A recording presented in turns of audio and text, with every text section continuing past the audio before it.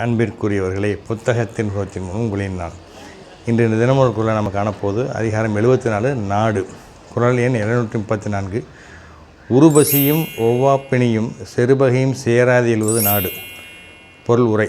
நீங்காத பசி துன்பமும் தீராத நோய்களும் மேல் வந்து தாக்கும் பகைவர்களும் தன்னை சேராமல் வலிமையோடும் வளமோடும் விளங்குவதே நல்ல நாடாகும் அப்படிங்கிறாங்க வள்ளுவர்.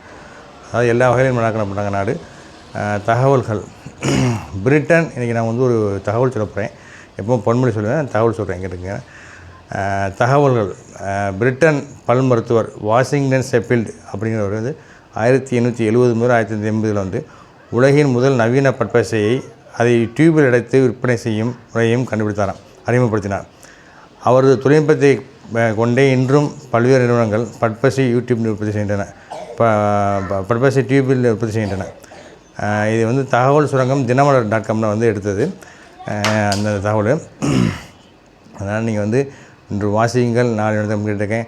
வாசிப்பை வசப்படுத்துங்கள். வாசிப்பை வசப்படுத்தினால் உங்கள் வாழ்வு நலமாகும். சிந்தனை திறன் கூடும், கற்பனை திறன் அதிகரிக்கும். நீங்கள் நினைத்ததெல்லாம் அடையலாம். நான் இப்போ ஒரு சின்ன ஒரு விஷயம் படித்ததை தான் நான் உங்களுக்கு தகவலை சொல்லிட்டேன்.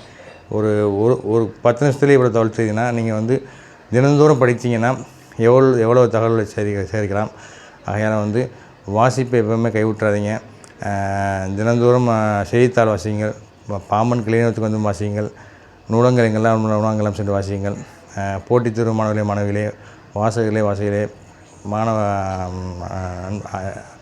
மாணவிகளே எல்லோருமே ஒரு தினந்தோறும் ஒரு 5 நிமிடம் வாசிக்கும் பழக்கத்தை மேற்கொள்ளுங்கள்.